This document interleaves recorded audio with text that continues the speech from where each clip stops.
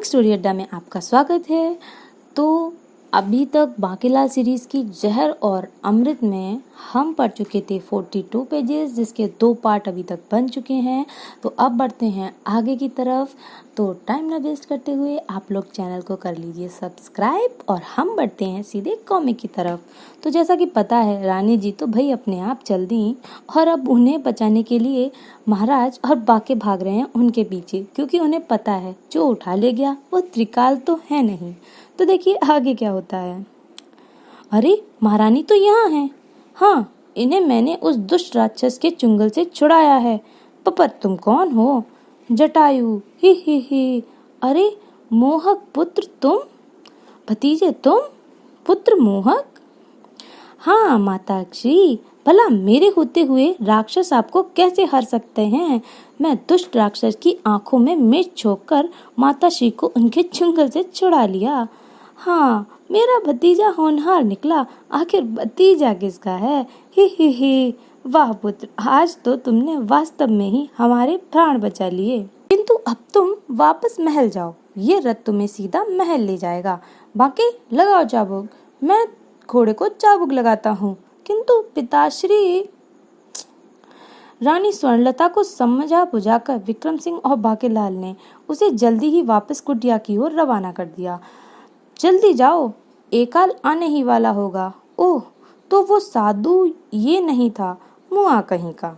फिर जल्दी ही भिक्षाम दे, अभी लाई महाराज, ये एकाल ही है। और ही, अब मैं तुझे हर कर चांदी की लंका में ले जाऊंगा। अरे फल गिर गए, रास्ते में भूख लगी तो खाओगे क्या? वो मारा।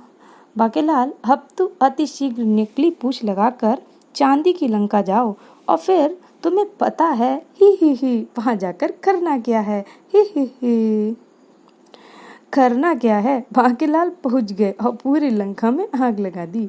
चांदी की लंका को जलाकर खाक करना है। ही राक्षस सम्राट का कहना है कि बाकेलाल है तो इसको कोई कुछ नहीं कहे। चांदी की लंका धू धू कर जल उठी। ही अब मुझे वापस लौट कर जाना चाहिए। बाके ने तो अपना काम कर दिया। योजना के मुताबिक मेरी चांदी की लंका तबाह हो रही है। ही मेरा राक्षस सेना जलकर राख हो रही है। सम्राट बचाओ। किंतु रानी स्वर्णलता मेरे पास बंदी हैं। राजा विक्रम सिंह और बाकेलाल आते ही होंगे मुझसे युद्ध करने। ही मैं भी उनसे युद्ध करने को तैयार हूँ। ही प्राणनाथ, आप कब आएंगे? हम आ गए महारानी। ही आ गए तुम लोग। हा। राक्षस सम्राट, हम आपके शत्रु हैं। आप हंसकर ऐसे हमारा स्वागत कर रहे हैं जैसे हम आपके घर में मेहमान आए हैं। ही शत्रुओं को क्रोध से ललकारा जाता है तो मैं क्रोध से ललकारता हूँ। अब तुम्हारा क्रोध किस काम का, वो देखिए। महाराज, आपकी चांदी की लंका जलकर राख हो गई। मेरी चांदी की लंका? बू, वो देखिए, आपकी राक्षस सेना मर गई। पोकड़ी पैया यज्ञ से केवल एक बार ही राक्षस सेना प्रकट किया जा सकता है। अब तुम अकेले बचे हो। इस सारी बातों का कसूरवार केवल एक ही है, राक्षस सम्राट।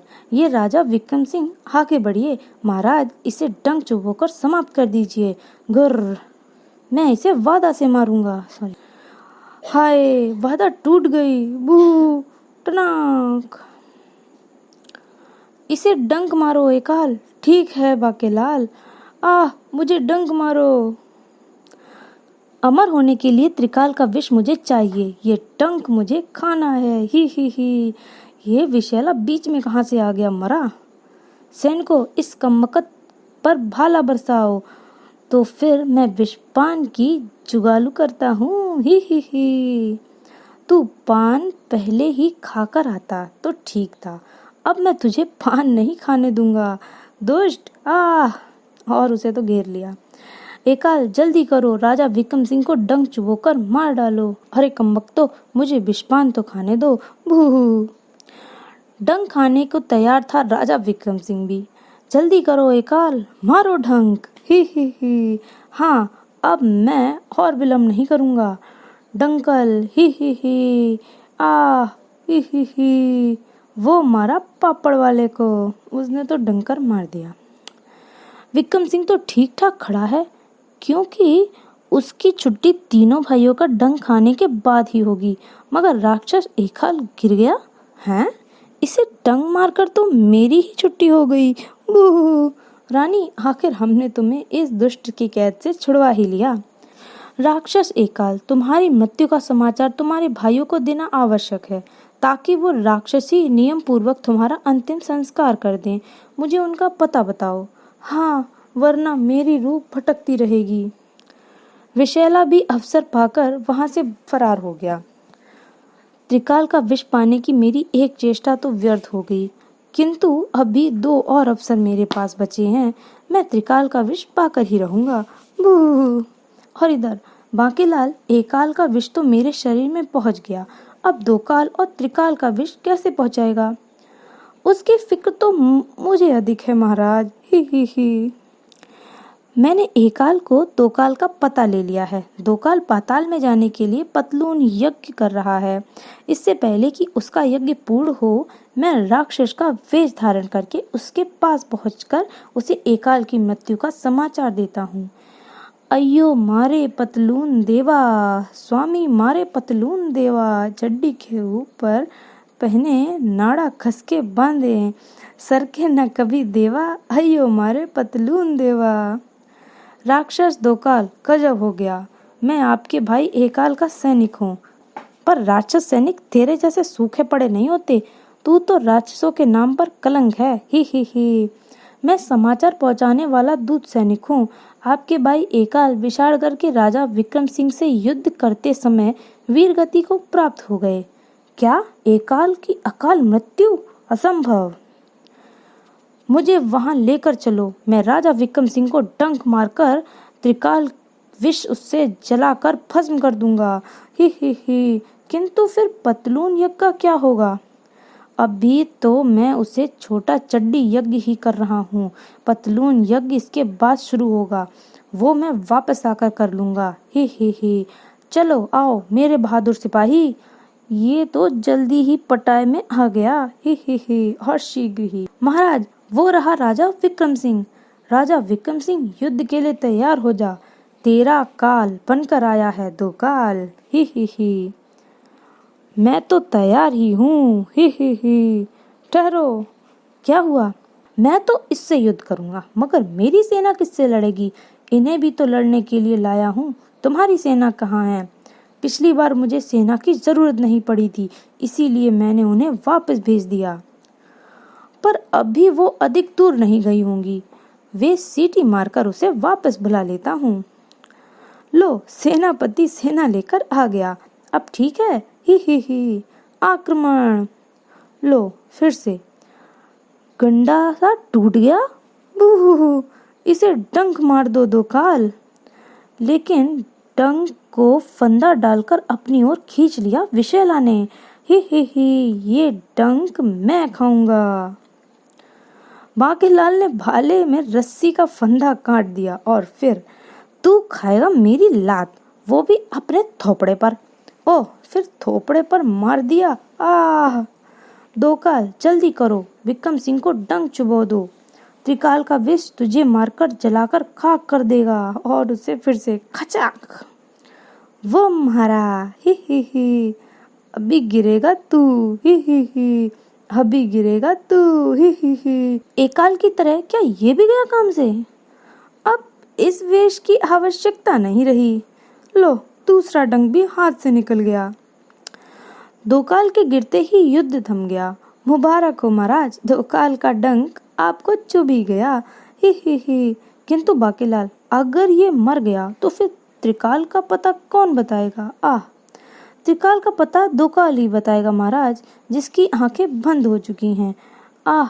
अकस्मात ही मेरी मृत्यु क्यों आ गई? अब पतलून यज्ञ कौन पूरा करेगा? बूह! पतलून यज्ञ तुम्हारा तीसरा भाई त्रिकाल पूरा करेगा, किंतु तुम्हारी मृत्यु का प्रतिशोध लेने के बाद मुझे बताओ कि इस वक्त वो मुझे कहाँ मिलेगा? इस वक्त वो ठुमरी तलैया के बीच बैठा देवलोक जाने के लिए चल उड़ जा रे पंछी यज्ञ कर रहा होगा। तुम मेरी ये संकट सूचक मुद्रिका लो, इसे जो भी त्रिकाल के पास ले जाएगा त्रिकाल उसे फौरन लपेट देगा। किसी बहाने से ये अंगूठी विक्रम सिंह को दे देना ताकि वो ही इसे लेकर त्रिकाल के पास जाए। ही आह लो ही ये मुद्रिका लेकर त्रिकाल के पास जाएगा विशैला। ही ओह ये फिर आ गया। बांकेलाल वो मुद्रिका लेकर भाग रहा है। भागकर जाएगा कहाँ? बांकेलाल विक्रम सिंह की गद्दी पर सवार हो गया। महाराज जल्दी से दौड़ो, हिक हिक हिया तिकड़ तिकड़। अरे महाराज तो घोड़े से भी तेज दौड़ रहे हैं। त्रिकाल के पास सबसे पहले पहुंचेगा विशैला।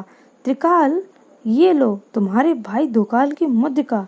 मेरे भाई दुकाल की संकट सूचक मुद्रिका। त्रिकाल ने एक क्षण भी देर न की और डंक का प्रहार विशैला पर कर दिया।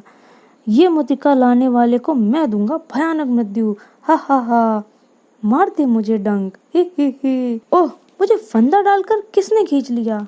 अरे ये डंक किसे लग गया?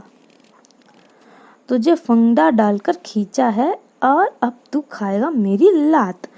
नहीं मुंह पर मत मारना, मुंह पर चोट लगने से मेरी शक्ति खत्म हो जाती है। इधर त्रिकाल चीख मारकर नीचे गिर गया और विक्रम सिंह भी। वो मारा पापड़ वाले को। त्रिकाल का विष से मुच्चड़ नीचे गिर गया। ही किंतु बांकेलाल की प्रसन्नता थोड़ी देर की। ये तो उठकर बैठ गया। ये तो मरा ही नहीं बांके, जबकि त्रिकाल भी मर गया। बू बांकेलाल मेरे शरीर की दिव्य आत्मा खत्म हो गई। इसका मतलब मैं अमृत के प्रभाव से मुक्त हो गया। हा आह सिर दर्द राम भजन मन रे राम भज। ओह ये तो वही ऋषि है। ये कलश तुम्हारे पास कहाँ से आया? ये अमृतांजन देवता ने दिया। इसमें अमृत भरा था, किंतु पता नहीं इसमें भरा अमृत कौन पी गया। ओह तो क्या इसमें अमृत भरा था? हाँ इसमें अमृत जिसे केवल त्रिकाल का विष ही काट सकता था और जिसका मिलना बहुत ही दुर्लभ है। बू अगर मुझे पता होता इसमें अमृत है तो इसे मैं ही पी लेता। अब समझ में आया कि मोटा गला क्यों नहीं कटा। तभी बांकेलाल तेरे कारण मुझे त्रिकाल का विष नहीं मिल पाया, अब तू नहीं बचेगा। तभी बुड्ढे तूने तो कहा था कि इसमें विष भरा है। गुर्र क्रोध से भरे बांकेलाल ने खाली अमृत कलश ऋषि की खोपड़ी पर दे मारा। अमृत कलश ऋषि की खोपड़ी से टकराकर उछल पड़ा और मेरे सिर में भयानक पीड़ा होने लगी। मेरे सर की पीड़ा अमृत कलश के प्रहार से गायब हो गई। हे इसका मतलब मेरी पीड़ा दुष्ट राक्षस को लग गई। हे और फिर बांकेलाल तुम एकाल का डंक मुझे ना लगवाते तो वो हमें जरूर पराजित कर डालता। अवश्य तुम्हें पता था कि अमृत के प्रभाव से मुझ पर काल भाइयों में डंक का कोई असर नहीं होगा और वो तीनों ही मारे जाएंगे। ही भाग के देवबच्ची बेड़ा गर्क सत्यानाश। और यहाँ होती है ये कॉमिक खत्म। तो आप लोग बताइए आपको ये बांकेलाल की कॉमिक कैसी लगी। मिलती हूँ नई कॉमिक के साथ, तब तक के लिए बाय और चैनल को सब्सक्राइब करना बिल्कुल भी ना भूलिए। Thank you.